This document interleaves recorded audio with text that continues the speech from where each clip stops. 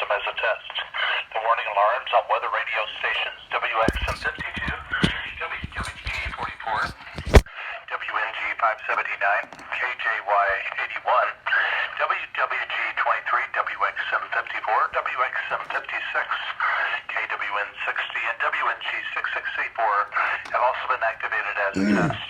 During potentially hazardous weather situations, broadcasters and officials participating in the emergency alert system and those with specially built weather radio receivers are automatically notified of the hazard by the preceding digital code and warning alarm.